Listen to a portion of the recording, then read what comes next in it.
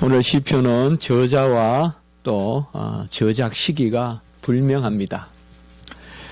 여러 가지 설은 있습니다만은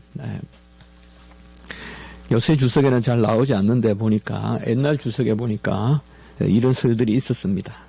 다윗이 예루살렘으로 궤를 가져왔을 때 여호와의 궤를 가져왔지 않습니까? 그때 오베데돔에서 가져왔는데 그때 기뻐서 노래하는 것이다 라는 설이 있고, 또 초막절에 이 노래를 불렀을 것이다. 그래서 전체적으로 기쁨과 즐거움의 논조, 또 찬송, 이런 구절들이 나오므로 초막절에 불렀을 것이다 라고 보는 그런 견해도 있고요.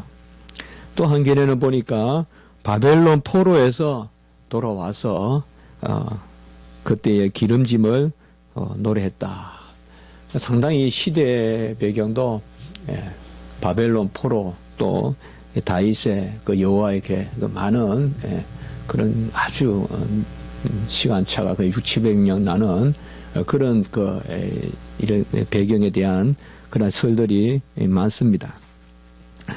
어떤 경우든 이 세 가지 사건만 보면 법궤를 모셔왔다거나 이스라엘 백성들이 초막절을 지낸다거나 또 바벨론에서 돌아온 것, 이것은 상당히 유대 의식에 있어서 너무 중요한 사건들이죠.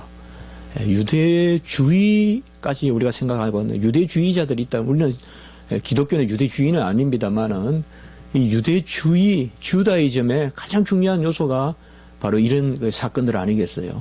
법궤라든지 또 초막절은 사실 유대 민족에게는 하나님께서 매년 거두고 수장하고 안식하는 그런 의미도 있지만, 초막절은 종말론적 의미가 있거든요.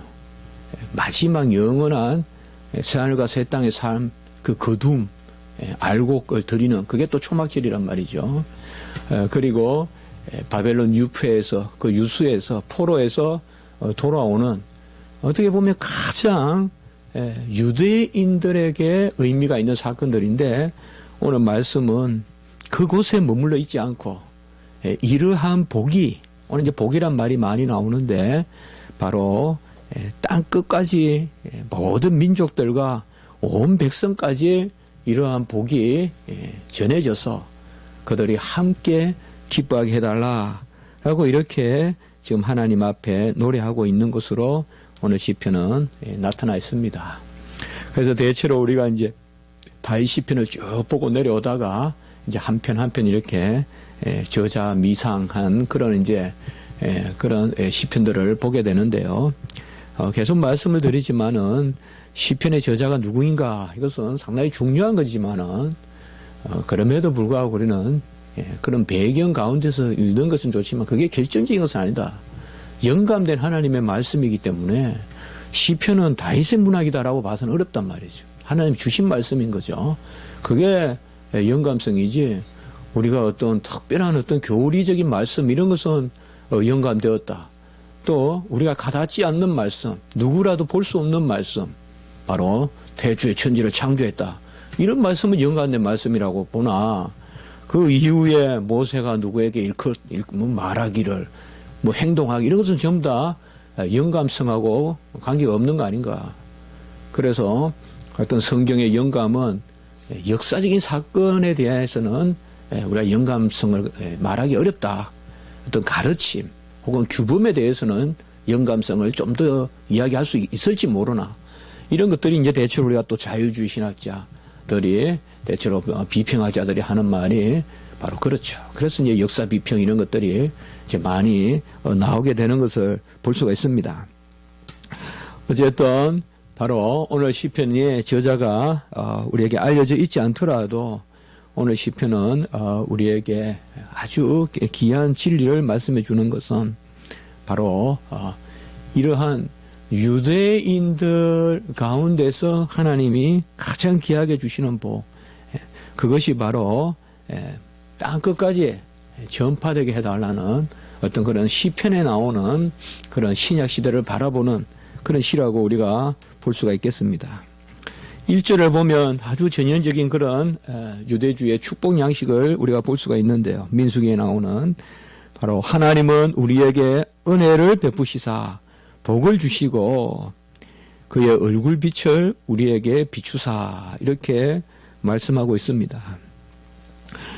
복이 그의 얼굴빛을 비추는 것으로 이렇게 묘사되어 있습니다. 우리가 충분히 이해할 만합니다. 얼굴빛을 비추라 그러겠어요. 왜? 그냥 만나자 하든지 나에게 오소서라고 하지 않고요. 여러분 태양을 오라고 하는 사람이 있겠어요? 태양아 나에게 던져져라 이렇게 기도하는 사람이 있겠냐고요. 태양 빛을 달라 그러겠지. 태양은 내 근처에 오면 타버리죠.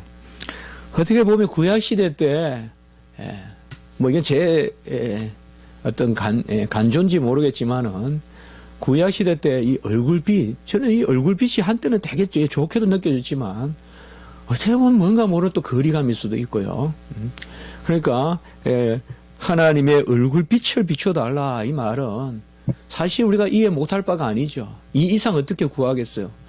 하나님이 우리 가까이 오면 우리는 그냥 사라져버리죠.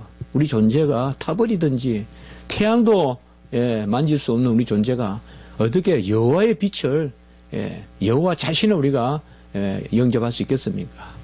어떤 그런 구약시대 때의 표현이다 그렇게 볼 수도 있어요. 물론 신약시대도 이런 표현이 나오지만 어쨌든 얼굴 빛을 비춰달라 이것은 다른 것이 아니라 여호와께서 그의 시선을 그러니까 감찰하시고 근고하신다 이런 단어들 바로 그가 우리를 바라봐 달라. 바라보는 것은 자비의 시선이 있을 수 있고 또 징계 혹은 심판의 시선이 있을 수 있는데 대체로 믿지 않는 사람들은 여호와가 바라보는 것을 두려워하죠. 그러나 믿는 백성들이 이게 벌써 특권이에요. 얼굴빛을 향하여 달라는 것은 아무나 하지 못한다. 우리가 믿지 않는 사람들도 종교성이 있지만은 믿지 않는 사람들의 종교성은 신을 두려워하는 데 있어요. 신을 금내는 데 나타나지 신을 찬미하는 데 나타나지 않아요. 우리가 일반 은총적으로 그러한 하나님을 알만한 지식과 종교의 씨앗을 주었다. 양심을 주었다 하는데 이런 양심의 작용 어떤 하나님을 알만한 지식 종교의 씨앗이라든지 이런 것들이 언제 발동을 하느냐. 하나님의 저주를 느낄 때 발동해요. 그래서 하나님이 적극적으로 우리에게 얼굴을 향하게 달라라고 기도한다는 자체가 은혜예요. 이건 아무나 할 수 있는 게 아니에요. 만에 하나나 하는 거지, 천에 하나나 하는 거지, 아무나 이 기도하는 게 아니에요. 우리는 너무 익숙해서 여호와여 오소서 하나님을 좀 더 가까이 모시려고 하는 이게 복이에요, 이미. 이게 복이에요. 하나님의 은혜가 없고 거듭남이 없으면요. 하나님 제발 좀 멀리 있으라. 종말이 좀 제발 나중에 와라. 끝이란 단어만 들어도 벌써 두렵고 말이죠. 안 믿는 사람들이 무슨 노스트라다무스니 이런 것들에 얼마나 두려워합니까? 세상이. 그건 우리 믿는 사람들이 생각하는 이상이거든요. 안 믿는 사람들이 어떤 UFO라든지 이렇게 뭐 종말 이야기하고 이러면 그건 왜 그러냐 하면 하나님이 가까이 오시는 것을 두려워하는 거예요. 그러나 이스라엘의 복, 오늘 여기 복은 뭐예요? 그의 얼굴빛을 우리에게 비추어 주시사. 여호와를 가까이 오게 해달라고 구하면 그건 택함받은 백성이라고 생각해요. 우리가 그런 데서 확신을 찾으면 되는 거예요. 내 정서로 뭐 하나님 있다는 걸 확신한다. 그런 데서 찾지 말고 전인격적으로 찾으라 이거죠. 주여 저를 만나 주시옵소서. 그러면 여호와를 믿는 거지 뭐예요. 그거 여호와 믿는 거 아니에요. 저는 뭐 하나님 믿는지 모르겠어요. 그럼 제가 이렇게 물어보죠. 어젯밤에 기도했습니까? 아, 기도했습니다. 어떻게 기도했습니까? 여호와의 은혜를 베풀어 주소서. 여호와를 만나 주시옵소서. 여호와의 응답해 주소서. 그게 믿는 거지 뭡니까? 그 하나님을 믿지 않는다면 떠나소서 한다 이 말이에요. 그게 총체적으로 우리가 분명히 그렇게 막 여호와를 간절히 구해놓고는 나 여호와 믿는지 안 믿는지 모르겠다. 이건 완전히 이성이에요. 구하는 것은 오히려 진실에 가깝다. 영적이고 진리에 가깝다. 그래서 바로 저는 이렇게 찾는다는 거, 구한다는 거, 이게 바로 은혜다 이 말, 복이다 이 말이죠. 그런데 이 복이 어떻게 주어지냐 이 말이죠. 1절에 은혜로 주어진다 이 말이에요. 은혜를 베푸사 복을 주시는데 이 복은 은혜로 말미암은 복이다. 그 복이 뭐냐? 얼굴빛을 우리에게 비추사. 여기 아주 묘한 그런 심오한 그런 하나님의 우리를 향한 자비의 질서가 있어요. 내가 무엇 했으니 좀 얼굴 좀 돌려달라고 하지 않는다 이 말이죠. 내 공로가 있으니 여호와여 얼굴빛을 향하여 달라라고 하지 않는다 이 말이죠. 우리가 세상에서는 이것을 했으니까 선생님 봐주세요. 저것을 했으니까 부모님 봐주세요 하는데 하나님이 우리에게 얼굴을 돌리시고 그의 얼굴빛을 향하실 때 그 시선을 우리를 향하여 주실 때는 은혜를 베푸사 고개를 돌려주시옵소서. 은혜를 베푸사 나를 감찰하소서, 권고하소서, 살피소서, 인도하소서, 비추소서, 전부 은혜를 베푸사. 이것이 바로 하나님이 주시는 복이다. 그가 그저 기뻐하시고 뜻하시고 원하시고 절대적인 주권 가운데 어떤 조건도 우리에게 찾지 않는 가운데 우리에게 하나님이 얼굴을 비추어 주십사. 민수기 6장 24절에서 26절에 보면 바로 축복의 그런 말씀이 나와 있죠. 우리 개혁신학에서 본래 이것을 축복 기도할 때 많이 씁니다. 유럽에서, 서구에서. 민수기 6장 24절 26절에 보면 여호와는 내게 복을 주시고 너를 지키시기를 원하며 여호와는 내게 복을 주시며 너를 지키시기를 원하고 여호와는 그의 얼굴을 내게 비추사 은혜 베푸시기를 원하고 여기 보면 그의 얼굴을 비추사 은혜 베푸시기를 하고 그리고 여호와는 그의 얼굴을 내게로 향하여 드사 평강 주시기를 원하노라. 이렇게 민수기 6장 24에서 26까지 말씀하고 있습니다. 그렇게 본다면 오늘 1절은 철저히 여호와의 백성에 관한 것이요, 이스라엘 백성에 관한 것이요, 유다 백성에 관한 것이요. 출애굽기 4장 22절에 보면 이스라엘은 내 장자라, 이스라엘은 내 아들 내 장자라라고 한 바로 그 말씀을 반영하는 것입니다. 그런데 이러한 복을 바로 하나님께서 2절에 보시면 땅 위에 또 구원을 나라에 알리소서라고 이렇게 말하고 있습니다. 그러면 여호와께서 은혜를 베푸사 복을 주시는 그 얼굴을 향하시는 것, 이것이 이제 복이 2절에 보면 어떻게 나타나느냐. 주의 도를 땅 위에 주의 구원을 나라에 알리는 것으로. 그 지금 여호와 하나님께서 얼굴을 향하사 은혜로 복을 베푸시는데 그 복이 뭐냐? 물질이 아니고 어떤 건강이 아니고 본질적으로 말씀의 복이다 이 말이죠. 주의 도를 땅 위에. 여기 도라는 말은 어떤 이치 또 길 이렇게 될 수 있지만은 이것은 로고스의 맞습니다. 바로 주의 말씀을 땅 위에, 이 말씀이 바로 어떤 말씀이냐? 주의 구원의 말씀이다. 2절 후반부에 보면.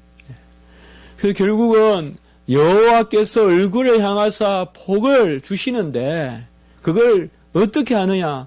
조건으로 주시는 것이 아니고 은혜로 주시는데 그 복이 어떤 복이냐? 바로 여호와의 도를 가르쳐 주시고 말씀을 가르쳐 주시고 그리하여 그 말씀으로 구원에 이르게 하시는 복이다. 이것을 1절, 2절에서 말하고 있어요. 곧 여호와께서 우리에게 얼굴을 비추신다는 것은, 빛을 비추신다는 것은 다른 말씀이 아니라 말씀으로 우리를 거듭나게 하신다 이 말이죠. 말씀으로 구원에 이르게 하신다 이 말이죠. 곧 그 복이 여호와의 얼굴에 있는 그 빛을 비추어 주시는 복이 우리에게 말씀으로 오는 복이다. 이렇게 1절, 2절을 해석하고 3절에 보면 그 말씀의 복이 모든 민족들에게 이르게 해달라고 이렇게 나와 있습니다. 제가 왜 이렇게 한번 해석을 해보았는가 하면 고린도 후서에 보면 고린도 후서 4장 4절에서 우리가 6절, 7절에 보면 그리스도의 영광의 복음의 광채라고 해요. 사도 바울이 그리스도의 영광의 복음의 광채 곧 빛이라고 하고 그 예수 그리스도 안에 있는 하나님의 영광을 아는 빛. 이건 제가 자주 말씀드리는 좋아하는 구절이죠. 고린도후서 4장 6절. 예수 그리스도의 얼굴에 있는 하나님의 영광을 아는 빛. 이 빛이 바로 오늘 시편에 나오는 그의 얼굴빛이에요. 예수 그리스도의 얼굴에 있는 하나님의 영광을 아는 빛. 이 빛이 무슨 빛이냐? 금방 우리가 주의 도, 말씀의 복, 그것을 빛이라고 했듯이 고린도후서 4장 4절에 보면 그리스도의 영광의 복음의 광채다 이렇게 말하고 있단 말이죠. 결국은 우리가 오늘 시편에 말하면 주의 도의 광채다 이 말이에요. 그래서 예수 그리스도의 얼굴에 있는 곧 하나님을 아는 빛은 곧 말씀의 빛, 영광의 복음의 빛, 그것을 내게 비추어 주소서. 결국 오늘 시편 1절에서 3절까지 읽으면서 우리가 생각할 수 있는 것은 구약시대 때도 어떤 세속적인 복을 받았다. 우리가 그렇게 자주 세대주의적으로 평가하거든요. 구약시대 때는 만나를 받았고 메추라기를 받았고 신약시대 때는 복음의 시대고 그게 아니다 이 말이죠. 구약도 하나님의 말씀의 복, 다바르 야훼 여호와의 말씀의 복을 받았다 이 말이죠. 그것을 비추어 주시고 그 말씀을 지금 연결고리로 이제 만국으로 그 말씀이 확장되어 가는 것이죠. 어떤 구약시대 백성들에게 비추어졌던 그것도 그게 어떤 구약시대에 있었던 어떤 그런 전통적인 역사상 나타나는 어떤 그러한 구름기둥 불기둥 그런 것 같으면 그것은 어떻게 보면 구약시대에 갇혀있는 그들의 과거의 신앙이 되지만은 그게 아니라 마르지도 아니하고 시들지도 아니하는 그 동일한 말씀을 우리에게 비추어 주셨듯이 그 동일한 말씀을 오늘날 저 땅끝까지 이방까지 비추어 주시옵소서. 오늘 1절에서 3절 4절까지는 우리가 어렵게 해석하지 않더라도 이 본문이 우리에게 금방 와닿는 것은 바로 이런 것이죠. 그래서 고린도후서 바로 4장 7절에 보면 이 보배를 질그릇에 가졌다 이렇게 사도 바울이 이야기한단 말이에요. 이 보배를 곧 이 보배는 영광의 복음의 광채 이꼴 그 예수 그리스도의 얼굴에 있는 하나님의 영광을 아는 빛 곧 오늘 1절에 나오는 여호와의 얼굴 빛 그 보배를 질그릇에 가졌다. 이것은 우리가 말할 바도 없이 성경을 이야기하는 거죠. 말씀을 이야기하는 거죠. 질그릇에 담긴 보배 하나님의 말씀 그 하나님의 말씀이 바로 땅끝까지 선포된다고 오늘 말씀하고 있는 것입니다. 그래서 주의 구원이 모든 나라에 알려지고 민족들이 3절에 보면 주를 찬송하고 또 민족들이 주를 찬송하게 하소서라고 이렇게 말하고 있습니다. 이 찬송의 핵심은 금방 말씀과 같이 여호와의 빛을 누리고 또 그의 말씀을 받는 것입니다. 우리가 언제 찬송할까요? 아무리 봐도 이리 봐도 저리 봐도 여호와의 얼굴에 있는 하나님의 영광 예수 그리스도의 얼굴에 있는 하나님의 영광을 아는 그 빛이 우리를 쬐고 그 빛이 우리 마음에 임해야 우리가 항상 즐거워하고 항상 기뻐하는 것이지. 역시 다른 것들은 아무리 우리가 이 지상에서 의미는 두지만은 절대 그런 궁극적인 의미가 되지 않는다. 금방 썩어버린다. 금방 썩어. 맛있는 오이가 썩었을 때 얼마나 썩은 냄새를 내는지 압니까? 오이는 너무나 맛있고 또 은연한 향이 있고 얼마나 우리가 덥고 이럴 때 그 오이가 좋습니까? 싱싱하고 아주 싱그럽잖아요. 싱싱하고 오이는 시원하잖아요. 오이채를 만들듯이. 이제 벌써 여름이 다가오는 것 같네요. 벌써 오이채 생각나는 거 보니. 그래도 그게 냉장고에서 그냥 푹 그냥 썩어봐요. 그냥 우리가 사실 구하는 것은 그런 거예요. 배가 고프면 빵이 좋지만 빵 3개만 주머니에 넣어놓으면 2개까지는 배부르지만 1개는 그냥 썩은 거예요. 먹기도 싫고 벌써 배만 부르면. 그런데 예수 그리스도의 얼굴에 있는 하나님의 영광을 아는 빛, 영광의 복음의 광채, 질그릇에 담긴 보배, 고린도후서 4장 4절 6절 7절 이런 말씀 것만 말씀드렸듯이 그런 것을 이 땅의 모든 백성들에게 알려달라. 이런 것을 우리가 세대주의적으로 해석하면 안 된다 이 말이죠. 구약을 해석할 때 분명한 것은 구약 백성들은 여호와의 말씀의 백성이요 범사에 그들이 뛰어난 점이 있으나 로마서 3장 1절 2절에 영역에 보면 말씀을 맡은 것이 이스라엘 백성의 뛰어난 점이다. 그들에게 하나님이 말씀을 주시고 그 말씀으로 여호와를 만난 것이죠. 마태복음 28장 19절 20절 우리가 잘 아는 말씀이죠. 너희는 가서 모든 민족을 제자로 삼아 아버지와 아들과 성령의 이름으로 세례를 베풀고 내가 너희에게 분부한 모든 것을 가르쳐 지키게 하라. 민족으로 제자를 삼아 세례를 베풀고 지키게 하라. 계속 그 안에 하나 대상이 바로 모든 것을 내가 너희에게 분부한 모든 것. 이게 바로 말씀이란 말이에요. 내가 너희에게 분부한 말씀. 이게 사실상 중심에 있는 거예요. 그 내가 너희에게 분부한 말씀으로 제자를 삼고 세례를 베풀고 그리고 가르쳐 행하게 하라 이 말이죠. 사실 이 말씀은 가르쳐 행하게 하라에 물론 목적으로 나타나지만은 사실상 다 해당하는 거예요. 말씀으로 세례를 베풀고 말씀으로 땅끝까지 전하고 말씀으로 가르쳐 지키게 하라. 볼지어다 내가 땅끝까지 세상 끝날까지 너희와 항상 함께 있으리라. 우리가 마태복음 28장 19절 20절 마지막 이것은 개인 구원적으로 말합니다. 여기 구절은 너무나 중요한 구절이죠. 사실 너무나 평범하게 여기지만은 초대교회에서 이만큼 중요한 구절이 없어요. 삼위일체 하나님을 정확하게 드러내고 또 세례 드러내고 또 영원히 함께 있으리라는 임마누엘의 하나님을 드러내는 거예요. 여기에서 우리는 요한복음 14장 16절 17절 내가 너희와 항상 함께 영원히 떠나가지 아니하시는 그 보혜사 성령을 사실 여기서는 전제하고 하는 말씀이죠. 보혜사 성령을 주심으로. 그런데 한 가지 놓치지 말아야 될 것은 마태복음 28장 19절과 20절은 교회적인 문맥 가운데 읽어야 돼요. 이게 상당히 중요한 부분이에요.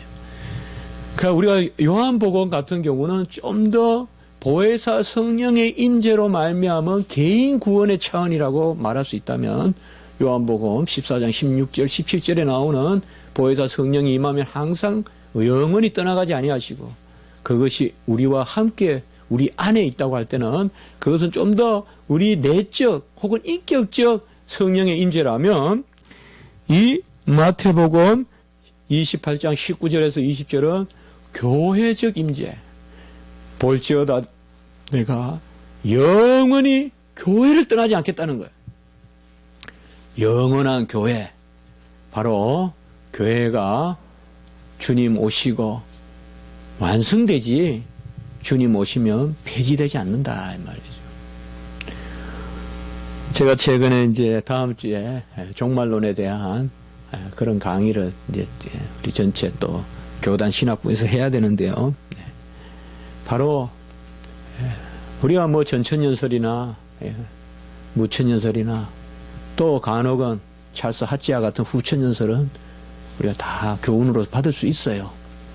개혁주의 종말론이다 그러면 그런 것을 다 받을 수 있어요. 물론 우리는 이제 요새는 무천연설이 대세고 전천연설은 조금 가미되고 후천연설은 조금 시대적으로 아무리 봐도 이게 지상에서 주님 오시기 전에 천년왕국이 완성될 것 같지 않거든요.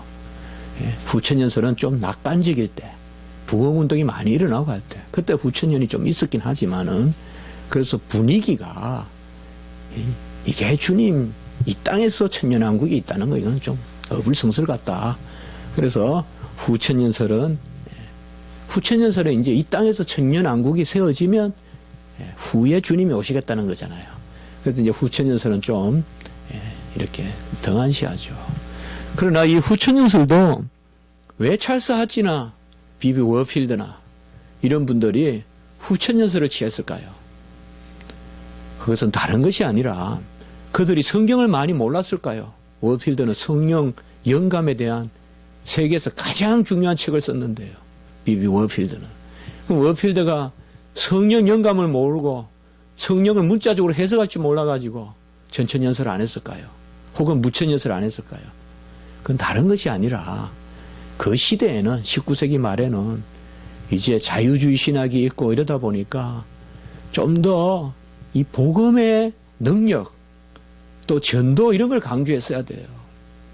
그러니까 더욱 하나님의 말씀 전하기에 힘쓰고 이 시대에 하나님이 추수할 백성들을 모으기를 원하신다. 우리가 여기에서 일을 다 해야 주님이 오신다. 이런 개념이 강하단 말이에요. 그러다 보니까 후천연설이 발전하는 거예요. 이 땅에서 온전히 복음화되면 주님이 오신다. 그러면 대체로 후천연설이거든요. 이거는. 온전히 복음화돼가지고 그 복음화를 천년왕국으로 보는 거예요. 그렇게 보는 게 워낙 천년왕국이 많으니까 천년설이. 그래서 복음화를 천년왕국으로 보면 이 땅에서 온전히 복음화가 되면 주님이 그때 오신다. 왜 제가 이런 말씀을 드리는가 하면 이런 류의 후천연설은 우리가 좀 교훈받을 필요가 있어요. 오늘날은 너무 무천연설, 전천연설 이야기하면서 주님 오시면 뭐 하시겠다는 그런 내팽개치는 성격이 좀 있어요. 말세는 그저 고통스러우니까 견디면 되고. 그래서 이 땅에서 우리가 뭘 해야 될 것에 대한 인식이 부족해요. 이 땅에서 뭘 해야 될 것에 대한 인식이 부족하다고요. 믿음은 좋은데, 말씀을 문자적으로 해석하는 그런 믿음은 좋은데, 이 땅에서 우리가 뭘 해야 되겠다. 주의 나라를 준비해야 되겠다든지, 이런 영역이 좀 부족해요. 물론 여기저기 말은 이렇게 하면 이렇게 저렇게 하면 조금씩 그렇지만은, 세대주의적 그러한 전천연설은 우리가 결코 받을 수 없죠. 그 세대주의적 전천연설은 뭐가 문제인가 하면 구약의 유대 왕국이 있었고 이걸 예수님이 성취하러 오셨다는 거예요. 이 땅에. 그래서 초반기에는 예수님은 왕국에 대한 설교를 많이 하셨다는 거예요. 왕국에 대해서. 그게 대표적으로 이제 우리가 팔복이라든지 이 하나님의 왕국이라든지 또 침노한다든지 이런 것들이 많이 나온다는 거예요. 그런데 예수님이 이 땅에서 왕국을 이루려고 오셨는데 이스라엘 백성들이 이것을 받아들이지 않으니까 이제 예수님께서는 왕국을 이루시는 것을 연기하시고 소위 연기설이에요. 연기하시고 잠시 교회를 세웠다는 거예요. 교회를. 그래서 세대주의자가 말하는 교회 시대. 그리고 이 잠시 교회를 세우고 곧 이제 이 교회는 없어지고 천년왕국이 오면 구약 시대의 유대 왕국이 다시금 완성된다는 거예요. 그래서 유대 지상 국가가 세워진다. 이것이 세대주의적 전천연설이에요. 네. 제가 갑자기 느닷없이 왜 이 말씀을 드릴까요? 오늘 말씀에서 우리가 기억해야 될 것은 교회의 완성을 뜻한다 이 말이죠. 구약의 왕국이 따로 있고 신약의 교회가 전혀 본질적으로 다르게 존재하고, 그리고 신약의 교회는 잠시 삽입된 간주국과 같고 결과적으로는 다시 유대 왕국이 이루어질 것이다. 그렇게 보는 입장에서는 오늘 1절과 2절의 말씀을 결코 말씀으로 해석하지 않아요.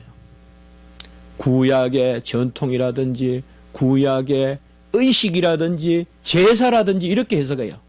그런데 우리는 오늘 1절에서 2절 주의 도, 신약에도 주의 도란 말씀이 나오잖아요. 이거는 로고스를 뜻하거든요. 말씀을 뜻하거든요. 그러면 결국은 구약이나 신약이나 언약의 말씀은 일관성이 있고 일체성이 있고 그 말씀이 궁극적으로 교회를 이루는데 이 교회는 영원하다. 그러니 민족들이여 노래하고 기뻐하고 즐거워할지어다. 오늘날 이런 이단들이 많고 이러한 세대주의적 사고를 가장 많이 하는 그러한 소위 이단들이 몰몬파라든지 밑에 있는 여호와의 증인이라든지 다 이런 세대주의자들이에요. 교회 시대는 가고 다시 왕국이 온다는 거예요. 여호와의 왕국, 왕국이 온다. 제가 들어올 때 보면 항상 이 여호와의 증인 여기 한번 슬쩍 힐끗 보고 와요. 제가 그 뭐 보는지 알아요? 의자 보는 줄 알아요? 아니에요. 앞에 항상 말씀이 하나 걸려 있어요. 무슨 말씀이? 왕국을 기대하자 뭐 이런 것들 있잖아요. 앞에 딱 붙여놨어요. 그 벌써 달라 우리하고는 느낌이. 우리는 이 땅에 주님께서 교회를 이 땅에 와서 형성했어요. 뭐요? 자신의 영을 주심으로 오순절 교회.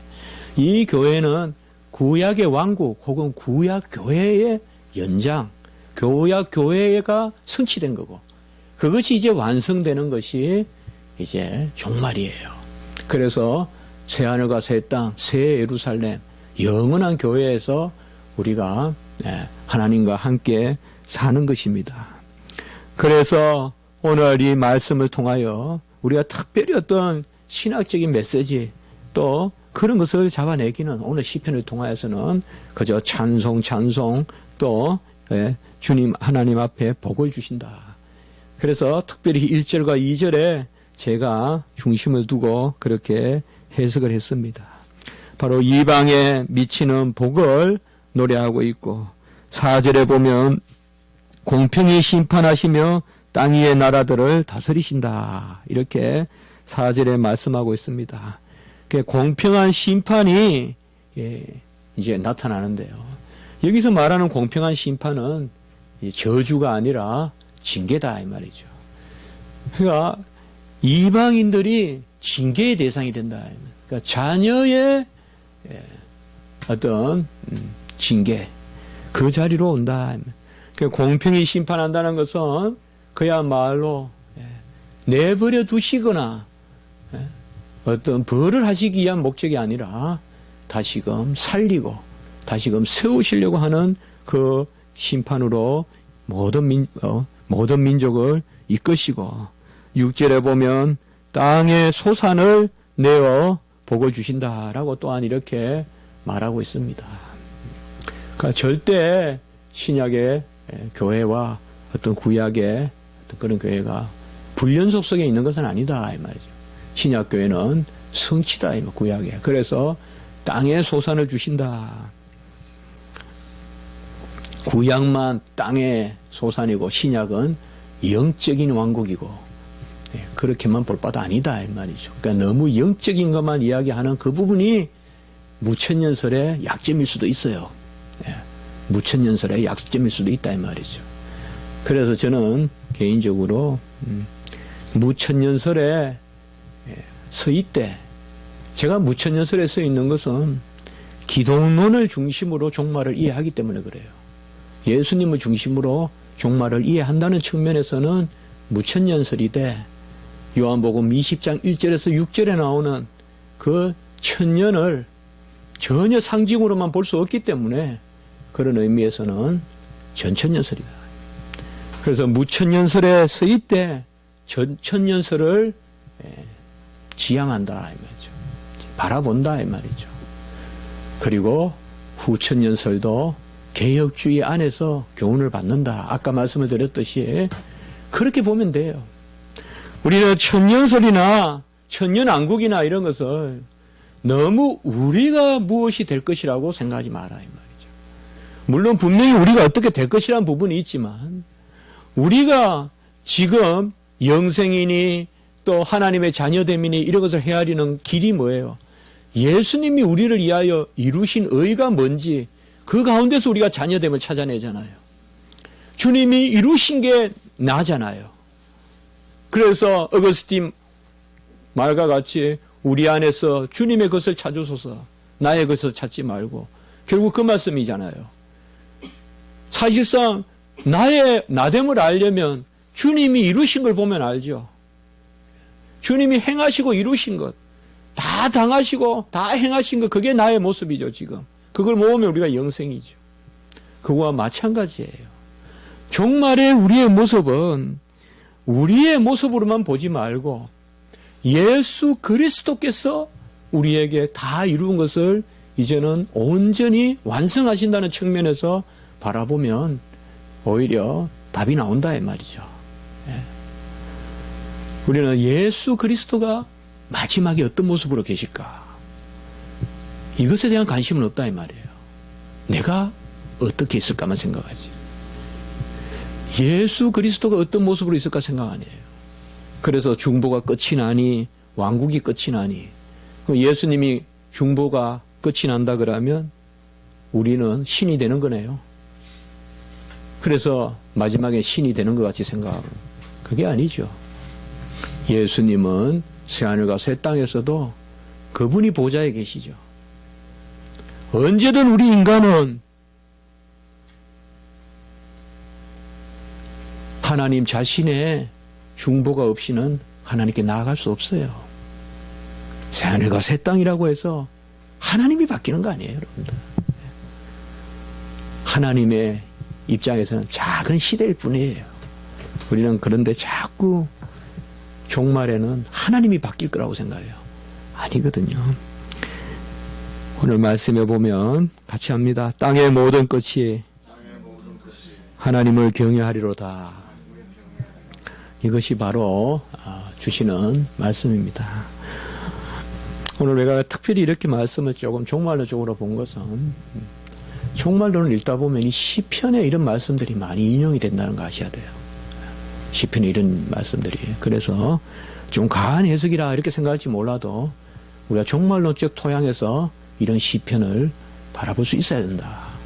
그렇게 오늘 한번 전하는 것입니다. 한번 기도드리겠습니다. 거룩하고 자비로우신 하나님 아버지, 여호와의 얼굴에 있는 그 빛을 아들에게 비추시고 또 이제 그 아들의 빛을 우리에게 비추심으로 우리가 아들을 알고 또 그로 말미암아 여호와를 알게 하시고 아들과 하나됨으로 또 여호와 하나 되는 그런 자리에 세워주신 것을 감사합니다. 일체 모든 것보다 이 주의 도가 구원의 도가 우리에게 임하여 역사하는 것을 기뻐하며 감사하고 또 그 능력으로 담대함으로 나아갈 수 있도록 저희들 지키시고 인도하여 주시옵소서.